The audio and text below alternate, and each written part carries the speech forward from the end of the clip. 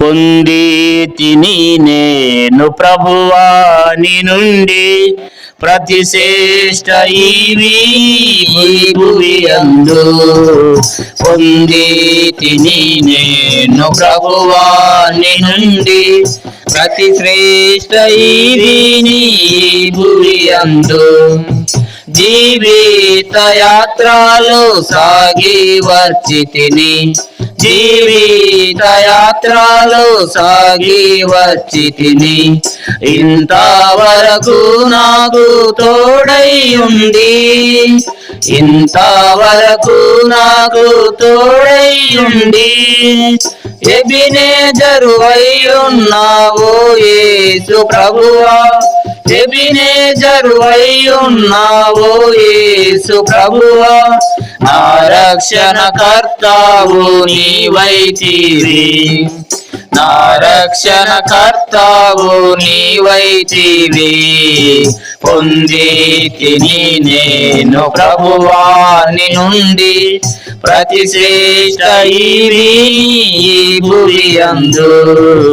పొంది తిని నేను ప్రభువాని నుండి ప్రతిశ్రేష్ట ఈవిని భువి అందు. గాలి తుఫానులలో నుండి వచ్చి తిని, గాలి తుఫానులలో నుండి వచ్చి తిని, అంధకార శక్తుల ప్రభావము నుండి, అంధకార శక్తుల ప్రభావము నుండి, నీరెక్కల చాటు నన్ను దాచితివయ్యా, నీరెక్కల చాటు నన్ను దాచితివయ్యా. నీవే ఆశ్రయ దుర్గంబైతివి, నీవే ఆశ్రయ దుర్గంబైతివి.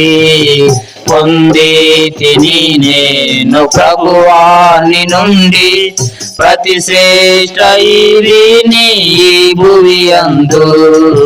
పొంది తిని నేను ప్రభువాని నుండి ప్రతిశ్రేష్ట ఈవిని భువి అందు. కష్ట దుఃఖంబులు నాకు కలుగాగా, కష్ట దుఃఖంబులు నాకు కలుగాగా, నన్ను చేరాదీసి ఓదాచితివే, నన్ను చేరాదీసి ఓదాచితివే. భయభీతి నిరాశలయందు నా ప్రభువా, భయభీతి నిరాశలయందు నా ప్రభువా.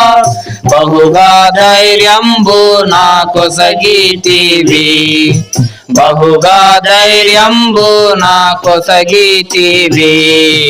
పొంది తిని నేను ప్రభువాని నుండి ప్రతిశ్రేష్ట ఈవిని భువి అందు. పొంది తిని నేను ప్రభువాని నుండి ప్రతిశ్రేష్ట ఈవిని భువి అందు. నా దేహమందు నా ముళ్ళు నుంచితివి, నా దేహమందు నా ముళ్ళు నుంచితివి. సాతానుని దూతగా నలుగా గొట్టన్, సాతానుని దూతగా నలుగా గొట్టన్. వ్యాధి బాధాలు బలహీనతలందు, వ్యాధి బాధాలు బలహీనతలందు.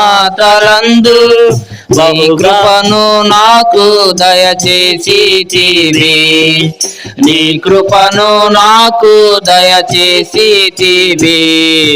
పొంది తిని నేను ప్రభువాని నుండి ప్రతిశ్రేష్ట ఈవిని భువి అందు. పొంది తిని నేను ప్రభువాని నుండి ప్రతిశ్రేష్ట ఈవిని భువి అందు. నీ ప్రేమ చేత ధన్యుడనైతిని, నీ ప్రేమ చేత ధన్యుడనైతిని. కృతజ్ఞతాస్తుతులు చెల్లించెదను, కృతజ్ఞతాస్తుతులు చెల్లించెదను. కష్ట పరీక్షలయందు నా ప్రభువా, కష్ట పరీక్షలయందు నా ప్రభువా, జయ జీవితము నాకు నేర్పించితివి, జయ జీవితము నాకు నేర్పించితివి. పొందితిని నేను ప్రభువాని నుండి ప్రతి శ్రేష్ఠ ఈవిని ఈ భువి అందు. పొందితిని నేను ప్రభువాని నుండి ప్రతి శ్రేష్ఠ ఈవిని ఈ భువి అందు.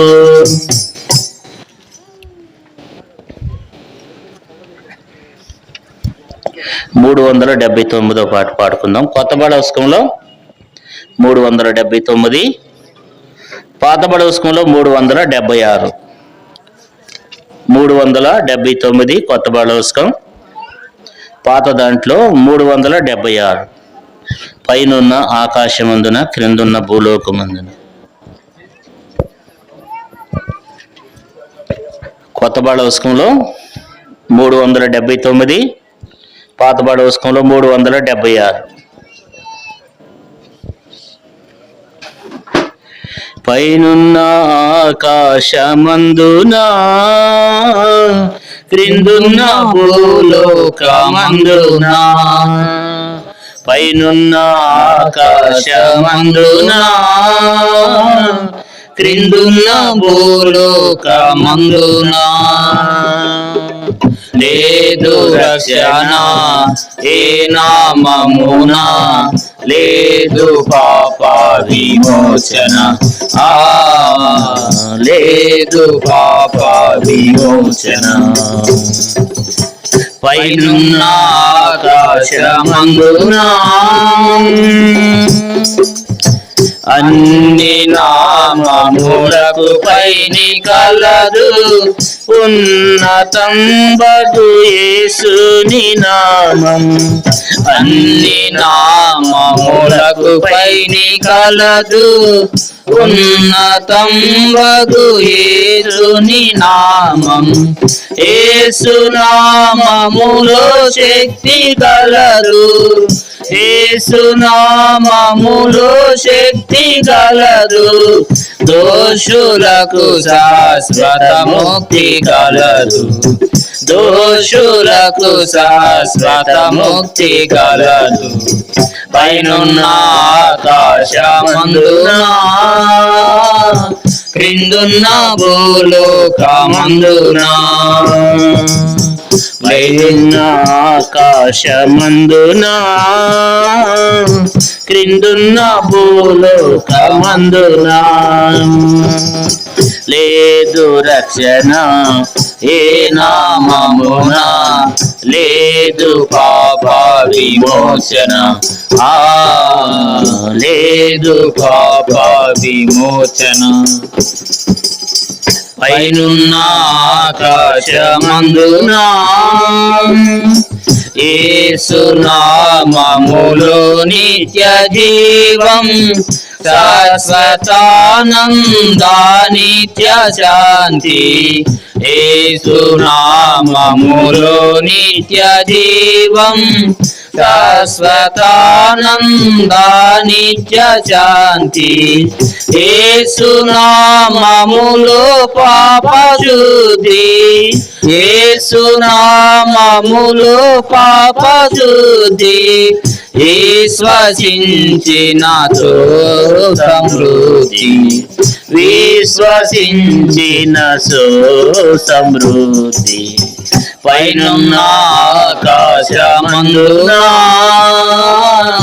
క్రిందున్న భూలోకమందున. పైనున్న ఆకాశమందున క్రిందున్న భూలోకమందున. లేదు రక్షణ ఏ నామమున, లేదు పాప విమోచన, లేదు పాప విమోచన. పైనున్న ఆకాశమందున అలసి సొలసిన వారికి విశ్రం, జీవము లేని వారికి జీవం. అలసి సొలసిన వారికి విశ్రం, జీవము లేని వారికి జీవం. నాశనమునకు జోగేడి వారికి, నాశనమునకు జోగేడి వారికి, యేసు నామమే రక్షణ మార్గం. యేసు నామమే రక్షణ మార్గం. పైనున్న ఆకాశమందున, క్రిందున్న భూలోకమందున లేదు రక్షణ ఏ నామమున, లేదు పాప విమోచన, లేదు పాప విమోచన. పైనున్న ఆకాశమందున యేసు నామము స్మరించగానే మనసు మారి నూతన మగును. యేసు నామము స్మరించగానే మనసు మారి నూతన మగును. భేదమేమియు లేదెవ్వరికిని, భేదమేమియు లేదెవ్వరికిని, నాదుని స్మరించి తరింప, నాదుని స్మరించి తరింప. పైనున్న ఆకాశమందున, క్రిందున్న భూలోకమందున, పైనున్న ఆకాశమందున, క్రిందున్న భూలోకమందున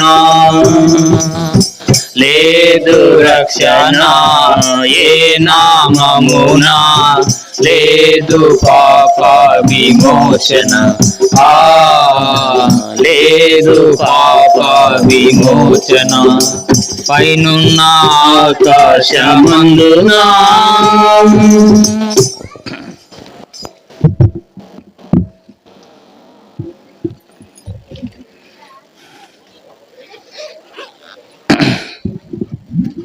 దేవుని వాక్యంలో నుండి కొన్ని మాటలు చదువుకుందాం. 2వ రాజుల గ్రంథం 5వ అధ్యాయము మొదటి 4 వచనాలు చదువుకుంటూ వచ్చినాం. ఇక్కడ నయమాను గురించి వాక్యంలో రాయబడుతూ వచ్చింది. నయమాను, ఈయన గురించి దేవుడు 5 విషయాలు రాసి పెడుతూ వచ్చినాడు. ఈయనకి చాలా ఘనత ఉందన్నమాట. ఏంటి ఘనత అంటే, మొదటి వచనంలో సిరియా రాజు సైన్యాధిపతి అయిన నయమాను. ఈయన సిరియా రాజు కింద సైన్యాధిపతి అన్నమాట. సైన్యాధిపతి అంటే సైనికులందరినీ నడిపించేవాడు, సైనికులందరికీ ముందుండే అధిపతి అన్నమాట, సైన్యాధిపతి. ఈయన ఏది చెప్తే అది సైనికులు చేస్తారనమాట. కాబట్టి ఈయన కింద అనేక మంది సైనికులు ఉంటారు. అందుకే బైబిల్లో ఏం రాయబడిందంటే, సిరియా రాజు సైన్యాధిపతి అయిన నయమాను అనొకడు ఉండెను. అంతేకాదు, ఇతడు దేవుని ఎరగపోయినప్పటికీ దేవుడు ఇతనికి ఏం చేశాడంట, అతని చేత యెహోవాయే సిరియా దేశమునకు జయము కలగ చేసిండు. కాబట్టి దేవుడిని ఆ వ్యక్తి ఎరగపోయినప్పటికీ దేవుడే ఆ వ్యక్తికి జయం కలగజేసినాడంట. కాబట్టి దేవుడు మనం ఆయన ఎరగకపోయినా ఆయన మనకు ఎంతగానో తోడుగుంటాడనమాట.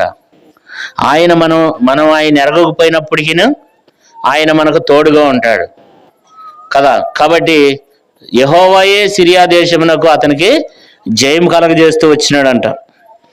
కనుక తన యజమానుడి దృష్టికి గనుడై ఉన్నాడు. యజమానుడి దృష్టికి గనుడై దయ పొందినవాడు ఆయన కదా. ఎన్ని విషయాలు ఉన్నాయి? సైన్యాధిపతి, తర్వాత జయం కలుగజేస్తాడు, ఎక్కడికి వెళ్ళినా జయం పొందుతాడు, ఏ దేశం మీదకి పోయినా జయం పొందుతాడు, విజయం పొందుతాడు అన్నమాట. మూడోది ఏంటంటే, యజమానుడి దృష్టికి గనుడై ఉన్నాడు. తర్వాత నాలుగోది ఏంటంటే యజమానుడి ద్వారా దయ పొందినడు. తర్వాత ఐదోది ఏంటంటే మహాపరాక్రమశాలి, మహాబలమైనటువంటి వ్యక్తి, చాలా బలమైనటువంటి వ్యక్తి, మహాపరాక్రమశాలి. ఈ వ్యక్తి కానీ ఇన్ని విషయాలు చెప్తూ దేవుడు ఏమన్నాడంటే 2వ వచనంలో చూసినట్లయితే చాలు మనకు చూస్తే, కానీ అతడు కుష్ఠరోగి కదా. ఇన్ని ఉన్నాయి, ఇన్ని బిరుదులు ఉన్నాయి. సైన్యాధిపతి, జయం పొందుతున్నాడు ఎక్కడికి వెళ్ళినప్పటికీ. దేవుని మరి యజమానుడి దృష్టికి గనుడై ఉంటున్నాడు, దయ పొందుతున్నాడు, మహాపరాక్రమశాలి. కానీ ఏముందంట అక్కడ? కుష్ఠరోగి అన్నమాట.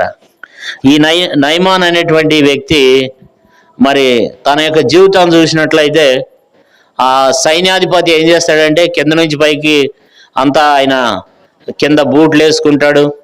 తర్వాత వాళ్ళు సైనికులు వేసుకునేటువంటి వస్త్రాలు ఉంటాయి. తర్వాత తల మీద కూడా వాళ్ళకి ఒక రకమైన కిరీటం ఉంటుంది. మరి శరీరం అంతా కూడా వాళ్ళ డ్రెస్ ఉంటుంది. కానీ ఎవరికి కనపడకుండా కవర్ చేసుకుంటున్నాడు కదా. కానీ ఇంటికి వెళ్ళి చూస్తే, ఇంటికి వెళ్ళి ఆ డ్రెస్ ఇప్పేస్తే ఆ సంగతి ఎవరికి తెలుసు? భార్యకు తెలుసు. రోజు వస్తున్నాడు, తిరుగుతున్నాడు మామూలుగానే సమాజంలో, కానీ ఆయనకి అన్ని రకాలుగా మంచి పేరుంది. కానీ ఏముంది ఆ వ్యక్తిలో? కుష్ఠరోగి ఉందన్నమాట. కాబట్టి అన్ని రకాలుగా ఘనత నొందినాడు, అన్ని రకాలుగా మంచి పేరుంది, కానీ తన జీవితంలో నెమ్మది లేదు, తనకు ఆరోగ్యం లేదు. అన్ని రకాలుగా ఆస్తి ఉంది, ఐశ్వర్యం ఉంది, అన్నీ ఉన్నాయి కానీ తనకేమి లేదు? ఆరోగ్యం లేదు. ఎన్ని హాస్పిటల్కి తిరిగి ఉంటాడో, ఎంతమంది వైద్యుల దగ్గరికి తిరిగి ఉంటాడో, తర్వాత ఎన్ని దేవతల దగ్గరికి తిరిగి ఉంటాడో, ఎంతమంది దేవుడి దగ్గరికి తిరిగి ఉంటాడో, కానీ తనకు మాత్రం ఆ యొక్క కుష్ఠరోగం మాత్రము ఎక్కడికి వెళ్ళినా పోవటం లేదు. కానీ పైకి మాత్రం మంచివాళ్ళగానే ఏ రోగం లేనట్లుగా ఉంటూ ఉన్నాడు. కానీ తన శరీరంలో భయంకరమైనటువంటి రోజులు గడిచిన కొలది ఆ శరీరం అంతా పుళ్ళు పడిపోతూ, కుష్ఠరోగంలో రకరకాల విధానాలు ఉంటాయి అన్నమాట. కొంతమందికి కాళ్ళు గోళ్ళు వేళ్ళు తినేస్తూ ఉంటాయి, చేతులు వేళ్ళు కాళ్ళు వేళ్ళు తినేస్తూ ఉంటాయి, ముక్కు తినేస్తూ ఉంటుంది. కొంతమందికి ఏంటంటే ఒళ్ళంతా మరి ఎక్కడ పడితే అక్కడ పుళ్ళు పడిపోతుంటే ఆ పుళ్ళు తగ్గవు, ఆ సీము గారిపోతూ ఉంటుంది అనమాట. అది భయంకరమైన పరిస్థితి.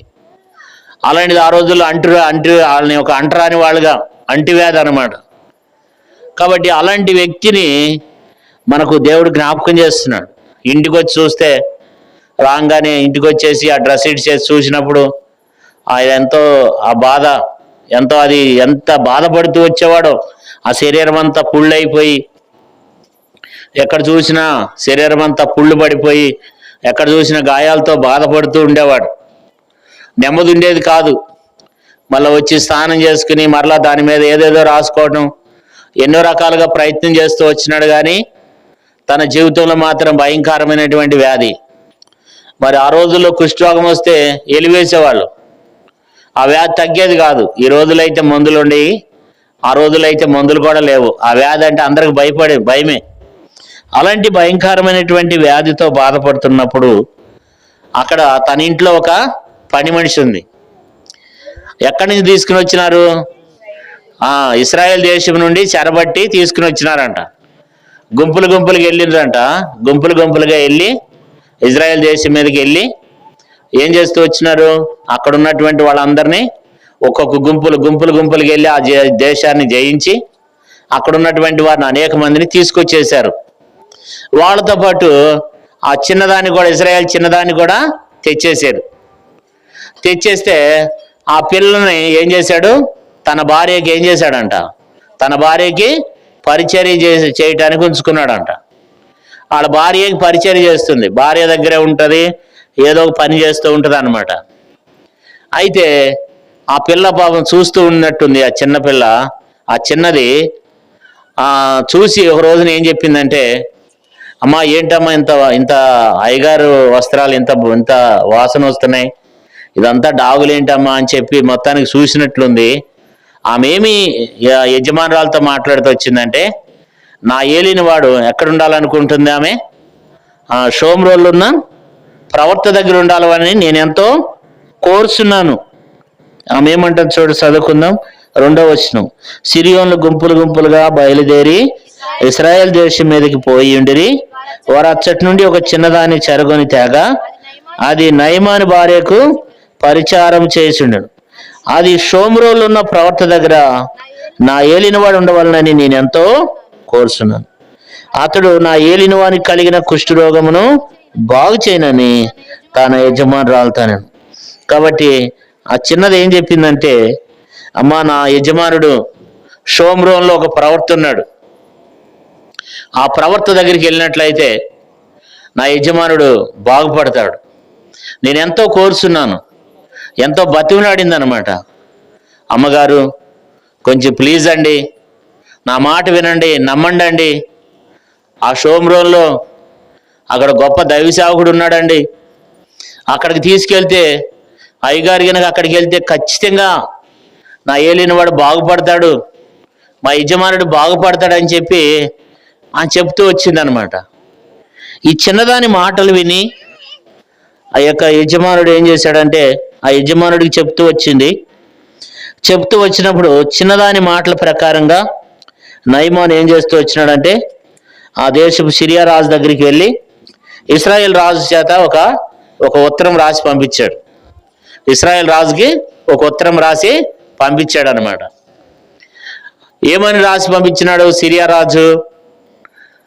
ఆ ఉత్తరంలో ఏం రాశాడంటే, మీరు కుష్ఠరోగాన్ని బాగు చేస్తారంట, కాబట్టి నేను ఒక వ్యక్తిని పంపిస్తున్నాను, మా సైనికుడు ఉన్నాడు, సైన్యాధి పంపిస్తున్నాను, మీరు కొంచెం ఆ కుష్ఠరోగము కొంచెం మీరు బాగు చేసి పంపించాలని చెప్పి దాంట్లో రాసి నయమానికి ఇచ్చి పంపించాడు.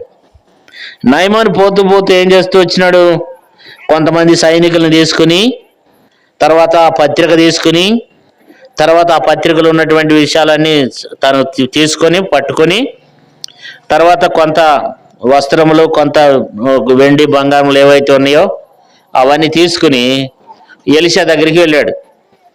ఎలీషా దగ్గరికి వెళ్ళిన తర్వాత ఆ పత్రిక ఎవరికి ఇచ్చినారంటే ఇజ్రాయెల్ రాజుకి ఆ పత్రిక ఇచ్చినారు. ఇజ్రాయెల్ రాజుకి పత్రిక ఇస్తే ఆ 8వ వచనంలో ఆ రాజు ఏం చేశాడంటే తన వస్త్రాలు చింపుకున్నాడు. అరే, నా దగ్గరికి పంపించడం ఏంటండి, నేనేం చేస్తాను, నేనేమన్నా దేవుడినా, నేనేం చేస్తాను, కుష్ఠరోగినే, ఇదేదో శత్రుత్వానికి వచ్చినట్లుంది, నా మీద ఏదో మొత్తానికి ఏదో జరుగుతున్నట్లుంది అని చెప్పి ఆయన బాధపడుతున్నాడు. ఆ సమయంలో ఆ సంగతి ఎలీషాకి తెలిసింది. ప్రవక్త అయిన ఎలీషాకి తెలిసినప్పుడు ఆ వ్యక్తిని నా ఎద్దుకు తీసుకురమ్మన్నాడు. ఆ వ్యక్తిని నా ఎద్దుకు తీసుకురమ్మన్నప్పుడు ఆ యొక్క నయమాను ఏం చేస్తూ వచ్చినారు, ఆ నయమాను ఎలీషా దగ్గరికి వెళ్తూ వచ్చినాడు. ఎలీషా దగ్గరకు వచ్చినప్పుడు ఎలీషా ఎదుట ఏం చేస్తూ వచ్చినాడంటే దూరం ఎదుట నిలబడుతూ వచ్చినాడు. చూడండి 9వ వచనంలో, నయమాను గుర్రములతోనూ రథములతోనూ వచ్చి ఎలీషా ఇంటి ముందర ద్వారం ముందర నిల్చుండగా, ఎలీషా నువ్వు యోర్దాను నదికి పోయి 7 మారులు స్నానం చేయము, నీ మొరులు మరలా బాగై నువ్వు శుద్ధుడి వగదు అని అతనితో చెప్పుటకు ఒక దూతను పంపించాను. ఇక్కడ మనం చూసినట్లయితే దేవుని వాక్యంలో ఎలీషా దగ్గరికి వెళ్ళి నిలబడినప్పుడు ఎలీషా అన్నాడు, నువ్వు వెళ్ళి యోర్దాను నదిలో 7 మార్లు మునిగితే నీ రోగం పోద్ది అన్నాడు. ఈయన కోపం వచ్చింది, నయమానికి కోపం వచ్చింది.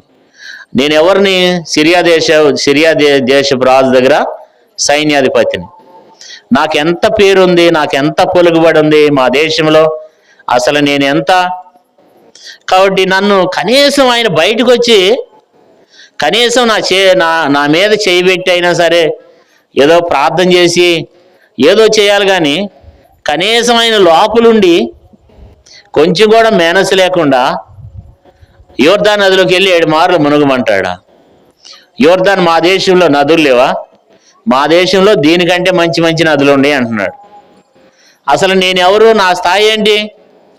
అరే, కొంచెం కూడా ఆయనకి కొంచెం కూడా మంచి మర్యాద గౌరవం లేదే.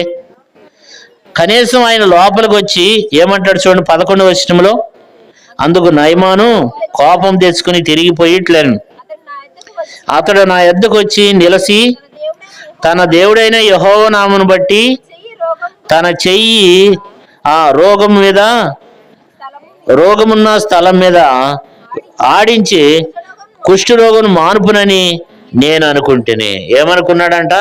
తను బయటకు వచ్చి తనేదో దేవుని నామాన్ని బట్టి ఆయన మీద చేయి పెట్టి ప్రార్థన చేసేస్తే నేను బాగుపడతాను అనుకున్నాను. కానీ ఈయనేంటి నదిలోకి వెళ్ళి మునగమంటున్నాడు? ఇదేదో కరెక్ట్గా లేదని చెప్పి వెళ్ళిపోదాం అనుకున్నాడంట. కోపం వచ్చిందంట, రౌద్రుడు అయినాడంట. ఇలా ఎందుకంటే తనకున్న స్థాయిని బట్టి, తనకున్న విధానాన్ని బట్టి తను అనుకున్నాడు ఆయన బయటకు వచ్చి ఏ నూనె రాసి అందరు పాస్టర్ లాగా ప్రార్థన చేస్తాడేమో అని అనుకున్నాడు. కానీ ఆ పాస్టర్ గారు అలాంటి పాస్టర్ గారు, పవర్ఫుల్ పాస్టర్ గారు. ఆయన లోపలుండే చెప్పాడు, నువ్వు వెళ్ళి ఎక్కడికి వెళ్ళి నువ్వు యోర్దానికి పోయి 7 మార్లు మునుగమన్నాడు. ఈయన యోర్దానికి పోవటానికి ఈయనకి ఇష్టం లేదు. ఎందుకంటే యోర్దాన్ అనేది చాలా చిన్నది. అది యోర్దాన్ నది అనేది చాలా చిన్నది. మా దేశంలో పెద్ద పెద్ద నదులు ఉన్నాయి, ఆ నదుల పేర్లు కూడా చెప్తున్నాడు. కాబట్టి అక్కడికి వెళ్ళి నేను స్నానం చేసి నేను శుద్ధుడు కాలేనా అని చెప్పి రౌద్రంతో వెళ్ళిపోతుంటే తన దగ్గర ఉన్నటువంటి దాసుడు ఏమంటున్నాడంటే, చదువుకుందాం చూడండి, చదువమ్మా 13వ వచనం. అయితే అతని దాసుల్లో ఒకడు వచ్చి, నాయన ఆ ప్రవక్త ఏదైనా ఒక గొప్ప కార్యం చేయమని నియమించిన యెడల నువ్వు చేయకుందువా? అయితే స్నానం చేసి శుద్ధుడు కమ్మని మాట దానికంటే మేలు కాదా అని చెప్పినప్పుడు అతడు పోయి దైవజనుడు చెప్పినట్లు యోర్దాను నదిలో 7 మార్లు మునగ్గా అతని దేహము పసిపిల్ల దేహమైనవై అతడు శుద్ధుడైన. ఇక్కడ మనం చూసినట్లయితే దాసుడు చెప్తున్నాడు, ఏమంటున్నాడు? నాయనా ఒక్కసారి ఆగండి. ఆ దైవజనుడు ఏదన్నా గొప్ప కార్యం చేయమంటే ఏం చేసేవాడివి? ఒక 4 రోజుల పాటు రోజు రావాలంటే వచ్చేసేవాళ్ళమే, లేకపోతే 1 సంవత్సరం పాటు నా దగ్గరికి తిరగాలి మీరంటే తిరిగేవాళ్ళమే. కానీ ఆ దైవజనుడు ఏం చెప్పాడు? సులువైన విషయమే చెప్పాడు కదా, నువ్వు పోయి యోర్దానులో మునగమన్నాడు. ఇక్కడ దాకా వచ్చాం కదా, కొంచెం ఆగండి అని చెప్పి దాసుడు ఏం చేశాడంట? బ్రతిములాడి మొత్తానికి అయితే యోర్దాన్ దగ్గరికి వెళ్ళేటట్టు చేశాడు. అప్పుడు వెళ్ళి యోర్దాన్లో మునిగినప్పుడు 7 మార్లు మునగగా తనేమైనాడు? శుద్ధుడైనాడు. 7 మార్లు మునిగిన తర్వాత శుద్ధుడైనాడు. ఎట్లా శుద్ధుడైనాడు అంటే పసిపిల్ల దేహంలాగా అయిపోయిందంట. 7 మార్లు మునిగి తన దేహం అంతా కూడా పసిపిల్ల దేహంలాగా అయిపోయింది. అసలు చూడండి, ఏదైనా మనకు దెబ్బలు తాగినా లేకపోతే ఏదైనా చిన్న చిన్న గాయాలు ఉన్నా కనీసం మచ్చలు ఉంటాయి. జ్వరం వచ్చి ఏదన్నా మనకు పొంగు జ్వరం లాంటిది ఏదైనా వస్తే ఆ మచ్చలు పోవాలంటే చాలా రోజులు సమయం పడుద్ది. అటువంటిది వెంటనే తనకేమైందంటే చిన్నపిల్ల పసిపిల్ల దేహం ఎంత చక్కగా నులుపుగా ఉంటుంది. చిన్నపిల్లలు ఎట్లా ఉంటారు, వారి యొక్క దేహం ఎట్లా ఉంటుంది? చాలా నులుపుగా ఉంటుంది. వాళ్ళకు కొంచెం కూడా ఎటువంటి విధానం ఉండదు. అంత చక్కగా ఆ వ్యక్తిని దేవుడు స్వస్థపరిచినాడు, అంత అద్భుతంగా స్వస్థపరిచినాడు. ఆ రీతిగా తనను స్వస్థపరిచినప్పుడు ఆ వ్యక్తి తన తప్పును తెలుసుకుని నిజమైన ప్రవక్త, నిజమైన దేవుడు ఈయనేనని తెలుసుకుని ఏం చేస్తూ వచ్చినాడంట? దైవజనుడు చెప్పినట్లుగానే మునిగినాడు. 15వ వచనం చదువుకుంటే అప్పుడు అతడు తన పనివారంతో కూడా తిరిగి వచ్చి అతని ముందర నిలిచి చిత్తగించుము, ఇశ్రాయేలులో నున్న దేవుడు తప్ప లోకమంతటి యందును మరొక దేవుడు లేడని నేను ఎరుగుదును. ఇప్పుడు నీవు నీ దాసుడైన నా యొద్ద బహుమానము తీసుకునే వాళ్ళని అతనితో చెప్పగా, ఇప్పుడు ఏం చేస్తూ వచ్చినాడంటే ఇశ్రాయేలులో ఉన్న దేవుడు తప్ప మరొక దేవుడు లేడు అంటున్నాడు. ఇశ్రాయేలులో ఉన్న దేవుడు తప్ప మరొక దేవుడు లేడు అంటున్నాడు. అంటే దేవుని గురించి తెలుసుకున్నాడు. నయమాన్ ఏం చేశాడు? దేవుని గురించి తెలుసుకున్నాడు, దైవ సేవకుని గురించి తెలుసుకున్నాడు కదా.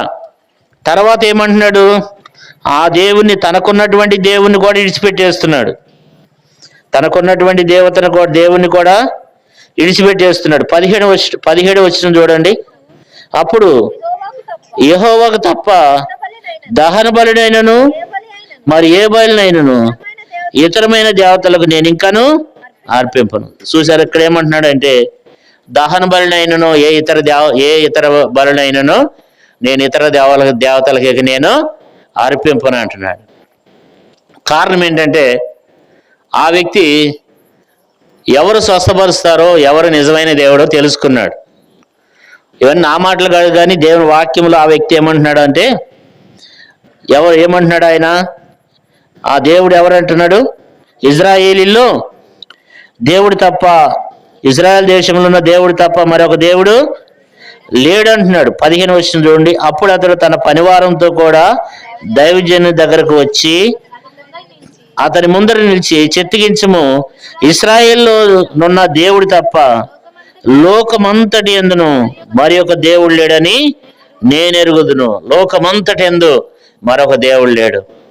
ఇప్పుడు ఏం తీర్మానం చేసుకున్నాడంటే, నేను ఈ దేవునికి తప్ప, 17 వచనంలో ఏమంటున్నాడు, అప్పుడు యెహోవాకు తప్ప దహన బలినైనను మరి ఏ బలినైనను ఇతరమైన దేవతలకు నేను ఇంకాను అర్పింపను అన్నాడు కదా. తన తీర్మానం చూడండి. ఇప్పుడు ఈ చిన్నది చాలాసార్లు అనుకుని ఉంటుంది.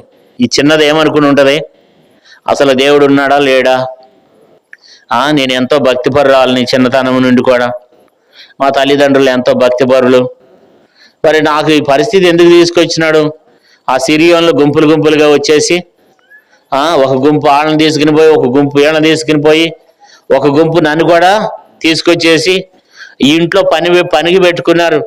ఎంతో భయంకరమైన యాతన పడాల్సి వస్తుంది, నా తల్లిదండ్రులకు దూరంగా ఉన్నాను, అసలు ఈడికి నేనెందుకు చెప్పాలి అని అనుకోలే కదా.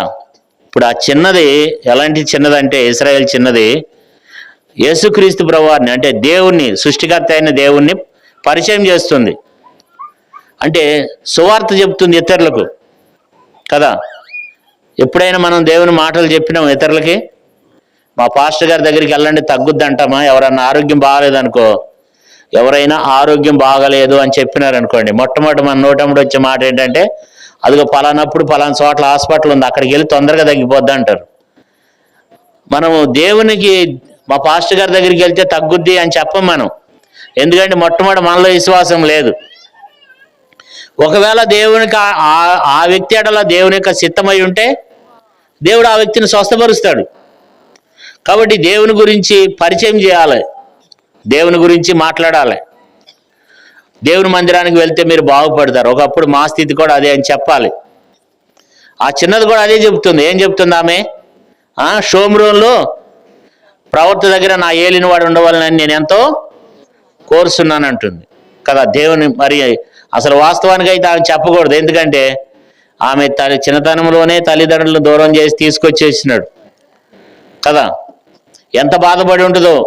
అయితే ఆ చిన్నది దానికి చెప్పినటువంటి మాటను బట్టి చూసినట్లయితే ఎంత దేవుడు ఒక వ్యక్తి వెనకాల ఎంతో మేలు ఉంచుతాడనమాట.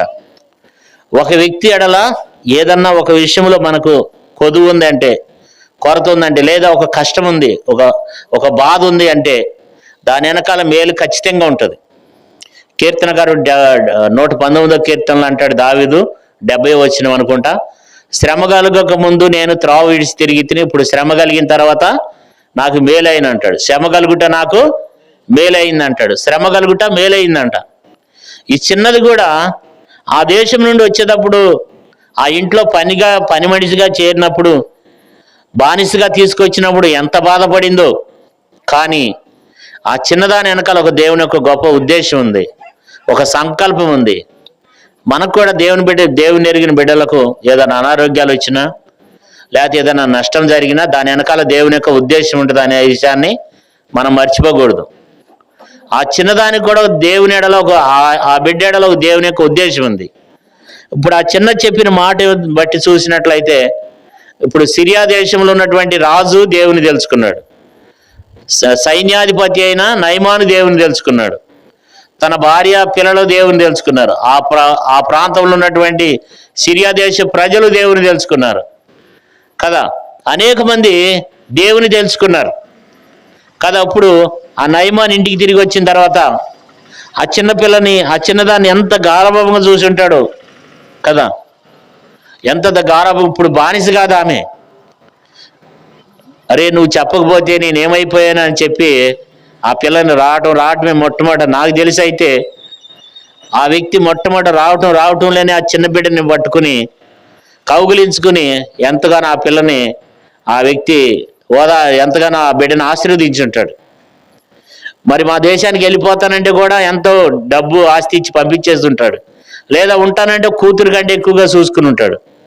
కారణం ఏంటంటే దేవుని యొక్క ఉద్దేశం ఆ పిల్ల ఎడలు ఉంది. మన ఎడలు కూడా అలాంటి ఉద్దేశం ఉంటుంది అనమాట. ఈ పిల్లలో చూసినట్లయితే ఈ పిల్ల ఎలాంటి పిల్ల అంటే దైవభక్తి కలిగినటువంటి చిన్నది కదా. చిన్నతనం నుండి కూడా ఏం చేయాలి, మన పిల్లలను దేవుని మందిరానికి తీసుకురావాలి. దైవభక్తి కలిగి ఉందన్నమాట ఆ పిల్ల. చిన్నది ఏం చేసింది, దైవభక్తిగా కలిగి ఉంది. తర్వాత ఇతరుల అక్కర ఎరిగింది పిల్ల. ఆ చిన్నది ఇతరుల అక్కర ఎరిగింది. నా యజమానుడు ఎక్కడ ఉండాలని కోరుకుంటుంది, షోమ్రోన్లో ప్రవక్త దగ్గర ఉండాలని. అక్కడికి వెళ్తే నా యజమానుడు బాగుపడతాడని కోరుకుంటుంది. ఇతరుల యొక్క అక్కర ఎరిగింది. మనం కూడా ఇతరుల యొక్క అక్కర ఎరగాలి, వారిని దేవుని చెంతకు నడిపించాలి. దేవుని దగ్గరికి వస్తే దేవుడు బాగు చేస్తాడనే మనసు ఉండాలి. తర్వాత శత్రువులను కూడా ప్రేమిస్తున్నామే కదా. ఎందుకని నయమాను శత్రువే, ఎందుకంటే చిన్నతనంలోనే తల్లిదండ్రులకు దూరం చేసి బానిసగా ఇంట్లో పెట్టుకున్నాడు. శత్రువును కూడా ప్రేమిస్తుంది, శత్రువు బాగుపడాలని కోరుకుంటుంది కదా. అంతేకాదు విశ్వాసం కలదు అనుకోవాలి. ఎందుకంటే ఆ చిన్నది చాలా విశ్వాసం కలిగి ఉంటుంది. ఎందుకంటే నా యజమానుడు షోమ్రోన్లో ప్రవక్త దగ్గరికి వెళ్తే ఖచ్చితంగా నా యజమానుడు ఏం చేస్తాడు, బాగుపడతాడు అనే విశ్వాసం ఉంది ఆమెలో. మనలో కూడా అలాంటి విశ్వాసం ఉండాలి. మనం దేవుని దగ్గరికి వెళ్ళినప్పుడు దేవుడు మనల్ని బాగు చేస్తాడు, మనల్ని స్వస్థపరుస్తాడు అనే విశ్వాసం ఉండాలి. ఎందుకంటే ఆ రోజుల్లో అనేక మంది కుష్ఠరోగులు ఉన్నా ఎలీషా మాత్రమే, నయమాను మాత్రమే బాగుపడ్డాడంట. లూకాసు వార్త 4:27 ఏముందంటే, లూకాసు వార్త 4:27 ఏముందంటే, ఆ రోజుల్లో అనేక మంది కుష్ఠరోగులు ఉన్నప్పటికీను నయమాను మాత్రమే బాగుపడ్డాడంట. మరి మిగతా వాళ్ళందరూ ఎందుకు బాగుపడలే? అందరూ బాగుపడరు, దేవుని యొక్క ఉద్దేశానుసారంగా బాగుపడతారు. అందుకని ఆ చిన్నది ఏం చేసింది, అక్కడ అనేక మంది కుష్ఠరోగులు ఉన్నారు, అందరూ బాగుపడలే. కానీ ఆ చిన్నది విశ్వాసంతో చెప్పింది, నువ్వు వెళితే మా యజమానుడి కనుక అక్కడికి పంపించినట్లయితే మా యజమానుడి కొరకు, అమ్మ నేను ప్రార్థన చేస్తున్నాను, నా ప్రార్థన వింటాడు, మీరు పంపించండి, యజమానుడితో మాట్లాడమ్మా, ఒప్పించమ్మా అని చెప్పింది. ఎంత విశ్వాసంతో చెప్పిందో చూడండి. చిన్నదే కానీ ఆమెకి దేవుడు ఆమె గురించి రాసిన మాట ఏంటంటే ఇజ్రాయేలు చిన్నది అని ఉంది కదా. ఎంత విశ్వాసం ఉందో ఆ చిన్న పాపలో. చిన్నదే కానీ మంచి విశ్వాసం కలిగింది. అంతేకాదు ఆ చిన్న పిల్ల మాట వినాలి అంటే ఆ పిల్ల ఎంత నమ్మకంగా ఉండటదో ఇంట్లో. ఆ పిల్ల ఇంట్లో ఎంతో నమ్మకంగా ఉంది, ఎంతో నమ్మకంగా ఉందన్నమాట. మనం కూడా అట్లా ఆ పిల్లలాగా నమ్మకంగా ఉండేవారంగా ఉండాలి కదా. కాబట్టి చిన్నది చాలా విషయాలు చేస్తూ వచ్చిందనమాట. రక్షణ సువార్త చెప్తూ వచ్చింది, యేసుప్రభువు వారి గురించి, దేవుని గురించి మాట్లాడుతూ వచ్చింది. అక్కడికి వెళితే ఆయన ఖచ్చితంగా బాగుపడతాడు కదా. అంతేకాదు ఈ చిన్నది చాలా విధేయత కలిగినటువంటి చిన్నది. కాబట్టి దేవుని బిడ్డలారా, అలాంటి జీవితంలో ఇజ్రాయేల్ చిన్నది చెప్పిన మాటను బట్టి మరి నయమాను ఏం చేయబడుతూ వచ్చినాడు, స్వస్థపరచబడుతూ వచ్చినాడు. మీరు చెప్పండి, నయమాను స్వస్థపరచబడడానికి 7 కారణాలు ఉన్నాయి. ఎన్ని కారణాలు ఉన్నాయి? 7 కారణాలు ఉన్నాయి. మొదటి కారణం ఏంటి, ఇశ్రాయేల్ చిన్నది చెప్పిన మాటను బట్టి ఏం చేశాడు, ఆ చిన్నది చెప్పకపోతే ఏముండేది, రక్షణ ఉండేది కాదు. 4వ వచనం చూడండి, నయమాను రాజునద్దకు పోయి ఇశ్రాయేలు దేశపు చిన్నది చెప్పిన మాటలను చూసారు. ఆ చిన్నది మాటలు చెప్పకపోతే కదా నయమాను బాగుపడడానికి మొదటి కారణం ఎవరు, ఇజ్రాయేల్ చిన్నది. ఆ చిన్నది లేకపోతే నయమాను బాగుపడేవాడు కాదు కదా. కాబట్టి ఒక వ్యక్తి బాగుపడాలంటే మనకు కూడా కొన్ని కారణాలు ఉంటాయి కదా. నయమాను బాగుపడటానికి చిన్నది కారణం. తర్వాత రెండో కారణం ఏంటంటే శత్రువుల దేశానికి వెళ్ళటం. ఆల్రెడీ ఆ దేశాన్ని ఏం చేశాడండి, ఓడించేశాడు. 2వ వచనం చూడండి,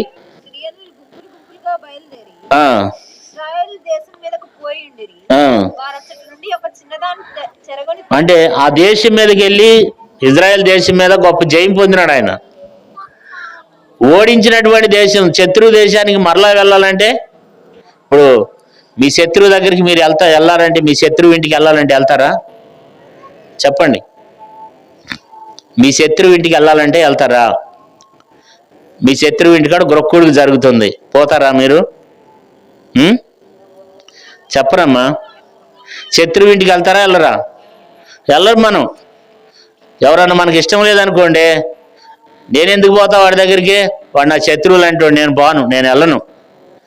ఇప్పుడు అక్కడికి తిరిగి వెళ్ళాలంటే ఆ శత్రువు దేశం వెళ్తేనే బాగుపడతాడు. నేను వెళ్ళను అంటే బాగుపడ్డాం. వాళ్ళందరూ నాకు శత్రువులు, ఇశ్రాయేలు నాకు శత్రువులు. ఎందుకంటే సిరియోన్లు ఇశ్రాయేలులకు పడదు అసలు కదా. కాబట్టి ఇజ్రాయెల్ దేశానికి సిరియా దేశానికి ఎప్పుడు పోరాటాలు ఉండేవి. వీళ్ళిద్దరికి అసలు పడదు. ఇజ్రాయెల్ దేశానికి సిరియా దేశానికి ఎప్పుడు పోరాటాలే. శత్రువు దేశానికి వెళ్తేనే తగ్గుతాడు, ఇప్పుడు బాగుపడతాడు. కానీ శత్రువు దేశానికి వెళ్ళినాడు. శత్రువు దేశానికి వెళ్ళిన తర్వాత అక్కడ బాగుపడ్డాడు. ఆ దేశానికి నేను వెళ్ళను అని చెప్పి ఉన్నట్లయితే ఆ నయమాను బాగుపడేవాడు కాదండి కదా. అంతేకాదు, ఆ దేశం వెళ్ళాలి. మూడో విషయం ఏంటంటే, ఎవరి దగ్గరికి వెళ్ళాలి? శత్రువు దేశం వెళ్ళిన తర్వాత ఎవరి దగ్గరికి వెళ్ళాలి? ఎలీషా దగ్గరికి వెళ్ళాలి, ప్రవక్త దగ్గరికి వెళ్ళాలి. నా స్థాయి ఏంటి, నేనేంటి, నేను సిరియా దేశానికి సైన్యాధిపతిని, నేను అక్కడికి ఎందుకు వెళ్తాను? ఒక ఆఫ్టర్ ఆల్ అక్కడ ఎవడో ప్రవక్త ఉన్నాడంట, నేను ఎందుకు వెళ్తానంటే బాగుపడేవాడనా? బాగుపడేవాడు కాదు. వెళ్ళాలి. వెళ్తమే కాదు, వెళ్ళిన తర్వాత అక్కడ ఉన్నటువంటి దైవజావకుడు చెప్పిన మాట ఏం చేయాలి చెప్పండి? వినాలి. ఎలీషా ఏం చెప్పినాడు? నువ్వు యుద్ధానికి పోయి 10వ వచనంలో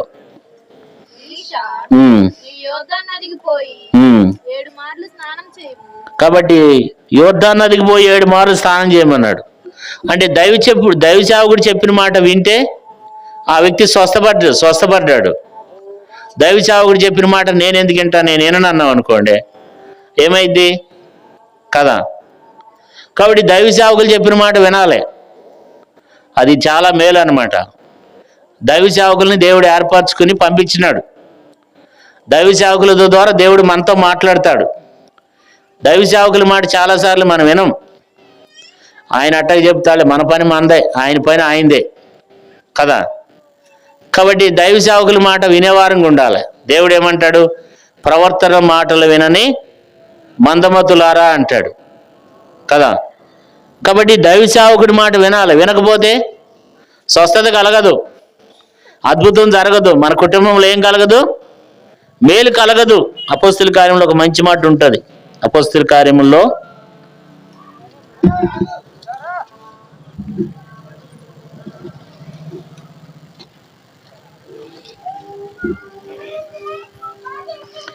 అపోస్తుల కార్యములు 3వ అధ్యాయం 26వ వచనం. అపోస్తుల కార్యములు 3:26.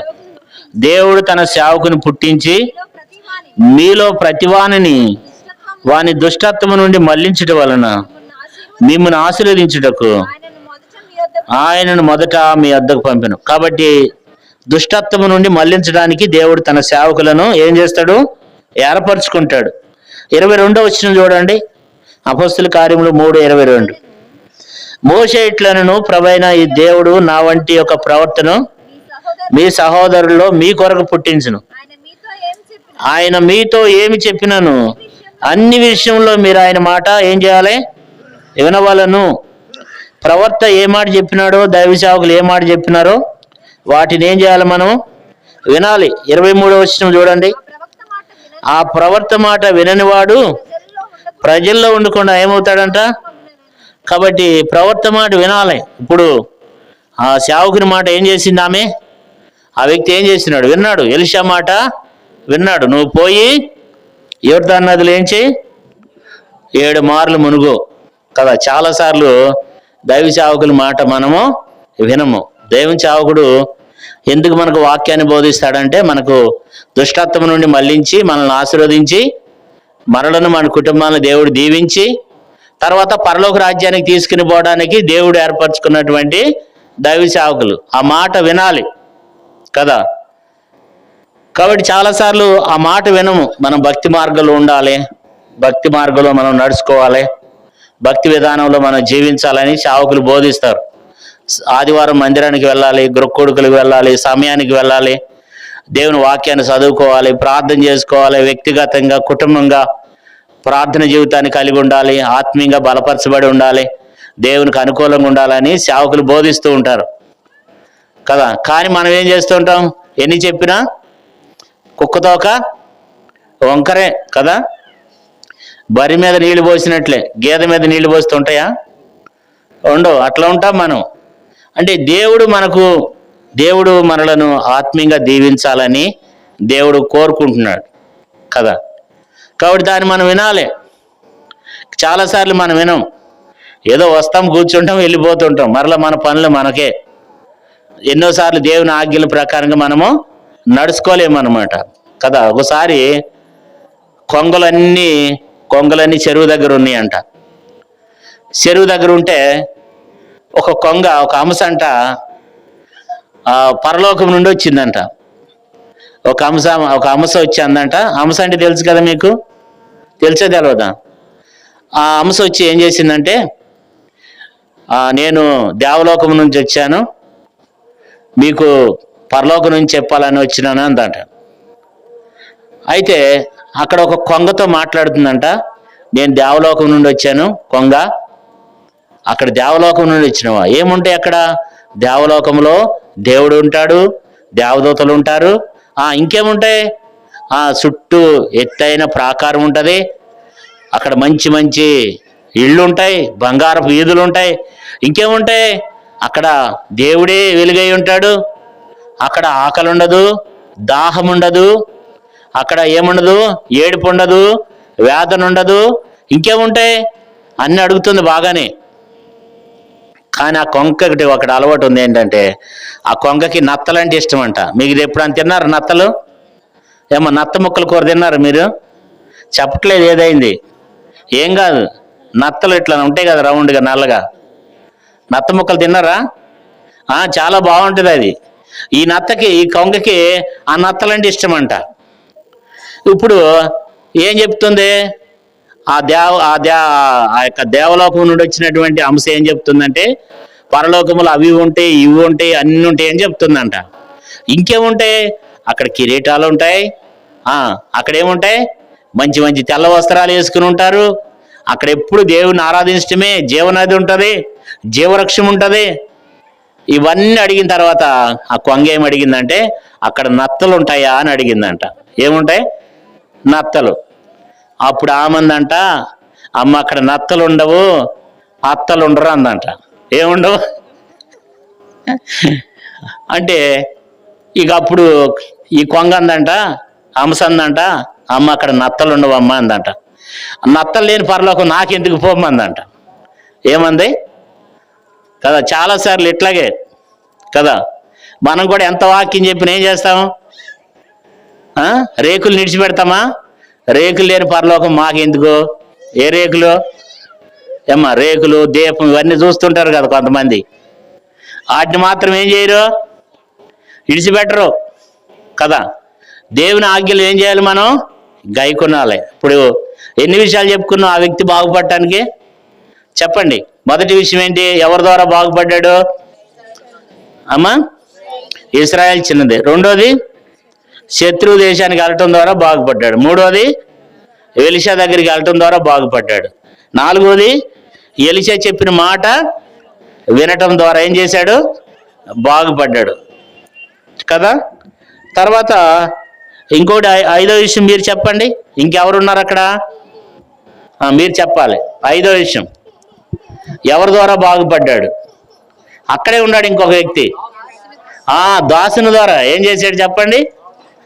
దాసుడు చెప్పకపోతే ఎలీషా మాట వినకుండా వెళ్ళిపోతుంటే అప్పుడు దాసుడు ఏమన్నాడు?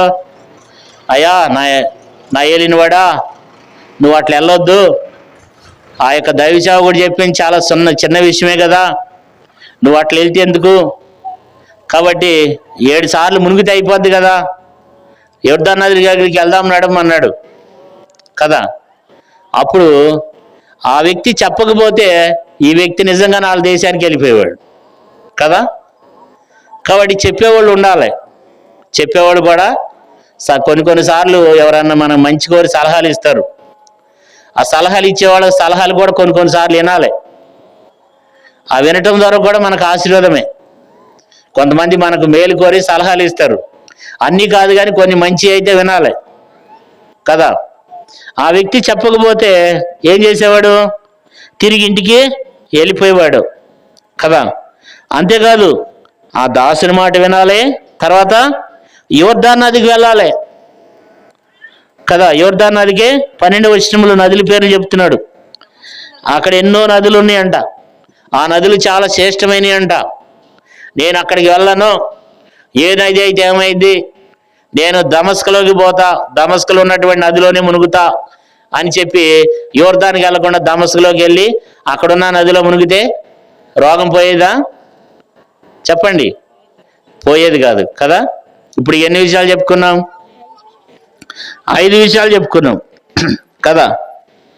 అంటే 5 కాదు 6 విషయాలు చెప్పుకున్నాం. అంటే మొదటిది ఏంటి, ఇజ్రాయెల్ చిన్నది చెప్పింది. రెండోది శత్రువు దేశానికి వెళ్ళాలి. తర్వాత ఎలీషా దగ్గరికి వెళ్ళి నిలబడాలి. తర్వాత సేవకుని చెప్పిన మాట వినాలి. తర్వాత దాసుని మాట వినాలి. తర్వాత యోర్దాను నది దగ్గరికి వెళ్ళాలి. 6వ విషయం ఏంటి, యోర్దాను నది దగ్గరికి వెళ్ళాలి. యోర్దాను నది దగ్గరికి వెళ్ళకపోతే బాగుపడేవాడేనా? బాగుపడేవాడు కాదు కదా. అందుకని యోర్దాను నది దగ్గరికి వెళ్తేనే బాగుపడతాడు. యోర్దాను దగ్గరికి నేను వెళ్ళను, మా దేశంలో 12వ వచనంలో చెప్పబడినట్లు మా దేశంలో అనేకమైనటువంటి నదులు ఉన్నాయి, ఆ నదుల్లో మునిగేస్తానంటే బాగుపడేవాడు కాదు. యోర్దాను నది దగ్గరికి వెళ్తేనే బాగుపడతాడు. యోర్దాను నదికి దగ్గరికి వెళ్ళాడు కదా. 7వ విషయం ఏంటంటే 7 మార్లు మునగాలి. ఎన్నిసార్లు? 7 మార్లు మునగాలి. 3 సార్లు మునిగి 3 సార్లు మునిగానని వెళ్ళిపోతే బాగుపడేవాడన్నా? బాగుపడేవాడు కాదు. ఒకసారి మునిగాడు, అట్లాగే ఉంది దేహం. రెండోసారి మునిగాడు, అట్లాగే ఉంది.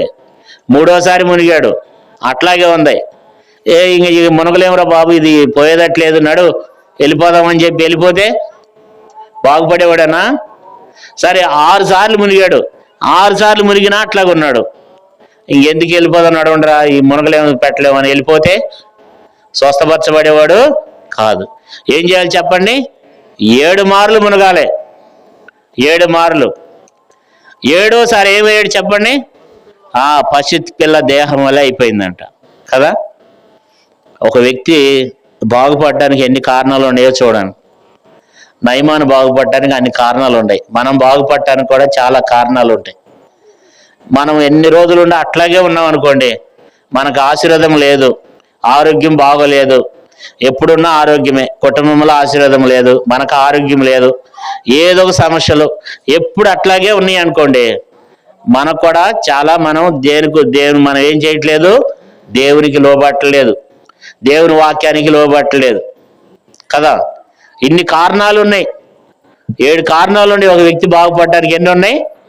7 కారణాలు ఉన్నాయి. ఈ 7 కారణాలు ఒక్కటి చేయకపోయినా కదా. మనం ఇప్పుడు డాక్టర్ దగ్గరికి వెళ్తే, డాక్టర్ గారు నాకు ఆరోగ్యం బాగోలేదండి నాకు అని చెప్పినప్పుడు డాక్టర్ గారు అన్ని టెస్టులు చేసి, ఇదిగమ్మా నువ్వు ఒక 6 నెలలు వాడాలి అన్నప్పుడు ఏం చేస్తాం? 6 నెలలు కంటిన్యూగా వెళ్తేనే ఆ రోగం పోద్ది. ఒక నెల రోజులు వాడేసి ఇక వెళ్ళకపోతే ఆ రోగం అట్టాగే ఉంటుంది కదా. అంటే డాక్టర్ చెప్పినట్లు చేస్తేనే రోగం ఏమైంది? తగ్గుతుంది. ఇన్ని రోజులు కోర్సు వాడాలని ఇస్తాడు, ఆ కోర్సు వాడితేనే తగ్గుద్ది. అట్లాగే మన ఆత్మీయ జీవితంలో కూడా దేవునికి మనం సంపూర్ణంగా లోబడాలి. 7 అంటే ఏంటి? 7 సంపూర్ణత. కాబట్టి సంపూర్ణంగా దేవునికి మనం లోబడాలి. సంపూర్ణంగా దేవునికి లోబడాలి. దేవునికి అన్ని విషయాల్లో మనం లోబడాలి కదా. ఆదివారం కూడుకులు ఉన్నాయి, ఈ వారం కాకపోతే వచ్చే వారంలో వెళ్దాంలే, లేకపోతే ఒక ఆదివారం వెళ్ళి మిగతా కూడుకులు అన్నిటికి ఏటికి వెళ్ళకపోతే ఏమైద్ది? కదా. దేవుడు ఏం చెప్తున్నాడు? దేవుడు చెప్పినవన్నీ ఏం చేయాలి? మనము చెయ్యాలి. అప్పుడే మన జీవితంలో ఏమైంది? గొప్ప కార్యం జరుగుద్ది, ఆశ్చర్య కార్యం జరుగుద్ది. మరి గొప్ప కార్యం ఆశ్చర్య కార్యం జరగట్లేదంటే అర్థం ఏంటి? ఇంకా దేవునికి ఏదో మనం దేవుడు చెప్పింది ఏదో వింటలేదు కదా. అందుకని యేసుప్రభువు ఏమన్నాడు? నీకొకటి కొదువుగా ఉందన్నాడు కదా. ఏదో ఒకటి మనలో కొదువు ఉంటుంది అనమాట.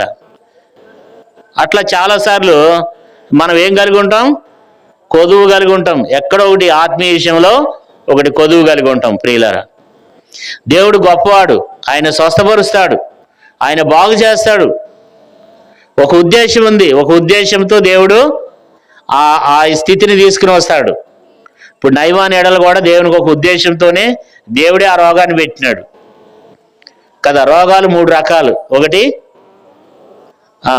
ఎవరి ద్వారా వస్తుంది?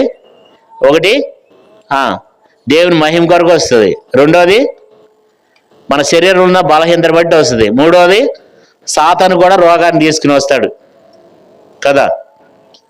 కాబట్టి రకరకాల రోగాలు రకరకాలు ఉన్నాయి. లాజరు విషయంలో ఏమన్నాడు? దేవుని మహిమ కొరకు వచ్చింది అన్నాడు. కొన్ని రోగాలు దేవుని మహిమ కొరకు వస్తాయి. ఇప్పుడు నయమాన్ యొక్క రోగం దేని కొరకు వచ్చింది? దేవుని మహిమ కొరకు వచ్చింది. అట్లాగే మన యొక్క జీవితంలో కూడా దేవుడు కొరతలు కొదువులు ఉండడం దేవుని చిత్తం కాదు. అవన్నీ దేవుడు తీసేస్తాడు. నయమాన్ ఏం చేశాడు? దేవుడు స్వస్థత కలగజేశాడు. అపొస్తలుల కార్యములు 3:16 ఒక మంచి మాట ఉంటుంది. అపొస్తలుల కార్యములు 3:16 ఏముందంటే పూర్ణ స్వస్థత కలగజేశాడంట. ఏం స్వస్థత అది? పూర్ణ స్వస్థత. అపొస్తలుల కార్యములు 3:16 ఉంటుంది. విశ్వాసం మూలంగా ఆయన నామమే మీరు చూచి ఎరిగి ఉన్న వీరిని బలపరిచెను.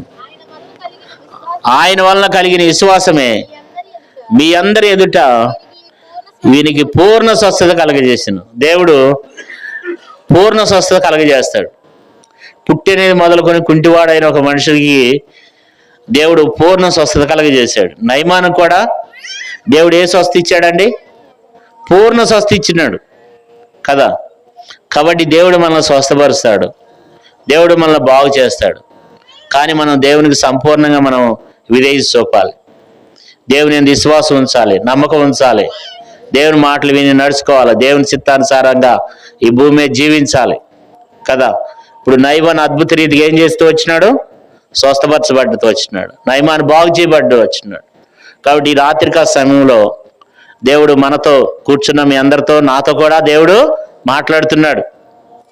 మన యొక్క ఇప్పుడు నీకు ఏదైనా అనారోగ్యం ఉందనుకోండి, దాని వెనకాల దేవుని యొక్క ఉద్దేశం ఉంటుంది. నువ్వేదైనా ఇబ్బందులకర పరిస్థితులు ఉన్నావు అనుకోండి, దాని వెనకాల కూడా దేవుని యొక్క ఉద్దేశం ఉంటుంది కదా. ప్రతి విషయంలో కూడా దేవుని బిడ్డలకు ఒక విషయము దేవుడు అది ఉద్దేశం కొరకే, ఒక సంకల్పం కొరకే దేవుడు పెడతాడనమాట. ఆ చిన్నది ఎంతో భక్తిపరురాలు, ఇజ్రాయెల్ చిన్నది. చిన్నప్పుడే తల్లిదండ్రులకు దూరం అయిపోయింది, బానిసగా వెళ్ళిపోయింది, ఆ ఇంట్లో పని చేస్తుంది, పని మనిషి అయిపోయింది కదా. అది దేవుని యొక్క ఉద్దేశం ఉంది దాని వెనకాల. అట్లా దేవుని బిడ్డలారా, మనకు కూడా దేవుని యొక్క ఉద్దేశం, దేవుని యొక్క సంకల్పం ఉంటుంది. దేవుడు మనలను కూడా గొప్ప చేస్తాడు, దేవుడు మనల్ని కూడా స్వస్థపరుస్తాడు అనమాట. కానీ మనం అన్ని విషయాల్లో దేవునికి మనం విధేయత చూపిన వారమై నీవునే మనం కలిగి ఉండాలి. నయమాన్ యొక్క జీవితంలో కూడా తను శుద్ధుడు అవడానికి 7 విషయాలు దేవుని వాక్యంలో రాయబడుతూ వచ్చినాయి. ఆ ఇజ్రాయేల్ చిన్న చెప్పినట్లుగానే ఏం చేస్తూ వచ్చినాడు? వెళ్ళినాడు. ఆ పిల్ల చెప్పిన మాటలు మేము వింటామా? ఆఫ్టర్ ఆల్ చిన్న పిల్ల, ఆమె చెప్పితే ఎక్కడికి పోవాలా? ఇజ్రాయెల్ దేశానికి, షోమ్రోన్కి పోవాలా అంత దూరం? ఆ పిల్లకి ఏం తెలుసు అని వెళ్ళకపోతే ఏమయ్యేది? బాగుపడేవాడు కాదు. ఆ శత్రువు దేశం, నేను ఎందుకు పోతా, నేను వెళ్ళను. మనం అంటాం కదా, నేను శత్రువు ఇంటికి, వాడు నా శత్రువు, అసలు వాడు అంటేనే నాకు పడదు, నేను వాళ్ళ ఇంటికి వెళ్ళనే అంటాం అనమాట. ఆ కాకి ఈ ఇంటి మీద వాలొద్దు, ఈ కాకి ఆ ఇంటి మీద వాలొద్దు, అట్లా ఉంటాం కదా. అలాంటిది తను వెళ్ళాడు, వెళ్ళకపోతే బాగుపడేవాడు కాదు. ఎలీషా దగ్గరికి వెళ్ళాడు, ఎలీషా లోపల ఉన్నాడు, ఈయన ఎలీషా ఇంటి ముందు నిలబడ్డాడు. ఈయన స్థాయి నిదానం చూస్తే శారీరకంగా మంచి ఉన్నవాడే. ఈ శారీరకంగా ఎన్నున్నా ఆత్మీయ విషయాల్లో మనం లోబడాల్సిందే. దేవునికి లోబడాల్సిందే. దేవుని కంటే గొప్పవారం కాదు. తనకి ఎంత బలం ఉన్నా, ఎంత పేరున్నా, సైన్యాధిపతి అని, జయం కలగజేసినని, యజమానుడి దృష్టి గనుడయ్యనుడని, దయ పొందినాడని, మహాపరాక్రమశాలి అయినప్పటికి కూడా దైవ సేవకులకు లోబడాల్సిందే, వీళ్ళు నిలబడాల్సిందే, దేవునికి లోబడాల్సిందే కదా. దైవ సేవకుని ఎదురు నిలబడ్డాడంట 9వ వచనంలో. 10వ వచనంలో చూసినట్లయితే ఆయన మాట వినాలి, పోయి మునుగయా అన్నాడు కదా. కొంత సనుక్కున్నాడు కానీ మొత్తానికైతే మునిగినాడు. దాసుని మాట విన్నాడు. అరే నువ్వు పనోడు, నువ్వు చెప్తే నేనేంటంటే బాగుపడేవాడు కాదండి. తర్వాత యోర్దాను నదికి వెళ్ళాలి. ఆ యోర్దాను నదిలో నీళ్లు కూడా బాగోవు. ఒక్కోసారి యోర్దాను నదిలో నీళ్లు ఎర్రగా ఉంటాయంట. అక్కడికి వెళ్ళాలి, మునగాలి. 7 సార్లు మునగాలి, ఒకసారి కాదు, 7 సార్లు మునగాలి. మునిగినాడు. మొత్తానికైతే దేవుడు అద్భుతంగా ఆ వ్యక్తిని స్వస్థపరిచినాడు, బాగు చేసినాడు. తిరిగి నిజమైన దేవుడిని ఏం చేశాడండి? తెలుసుకున్నాడు. ఈ రాత్రికాల సమయంలో కూడా దేవుడు మనలను కూడా ఆ రీతిగా మన ఎందుకు కూడా ఆయన కృప చూపే దేవుడు.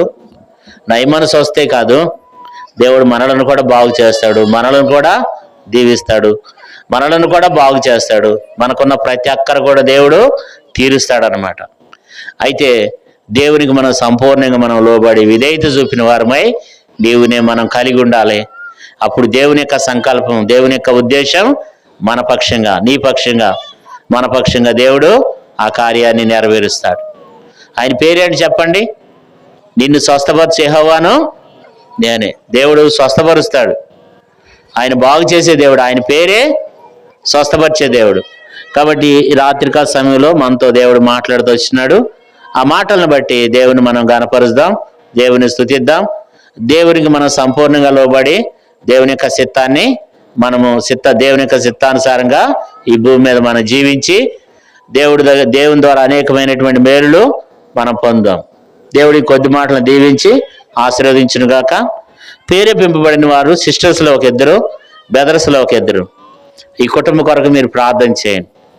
సహోదరు రవి కొరకు, సహోదరి హేమలత కొరకు దేవుడు వాళ్ళకి మంచి ఆరోగ్యాలు ఇచ్చినట్లు, వాళ్ళకి ఇచ్చిన పిల్లలను, మరి ఎడ్విన్ బెనిసిని దేవుడు దీవించినట్లు, అలాగే సీతమ్మ గారిని కూడా దేవుడు స్వస్థపరిచినట్లు, ఈ కుటుంబంలో మేలు దీవిన దేవుడు అనుగ్రహించినట్లుగా, అలాగే హేమలత యొక్క తల్లి గారి కొరకు కూడా, వారి కుటుంబీకుల కొరకు కూడా మనం ప్రార్థన చేద్దాం. ఒక 2 ప్రేరేపింపబడిన వాళ్ళు సిస్టర్స్లు 2 చేయండి, బ్రదర్స్లు 2 చేయండి ఈ కుటుంబం కొరకు. మమ్మల్ని మేము తగ్గించుకుంటూ మీ రక్త ప్రోక్షణ కిందికి తెచ్చుకుంటూ యేసు అతి పరిశుద్ధ నామములో స్తుతించి ప్రార్థించి వేడుకొనుచు ఉన్నాము తండ్రి, ఆమేన్. మన తండ్రి అయిన దేవుని ప్రేమ, కుమారుని యొక్క కృప, పరిశుద్ధాత్మిక సహవాసం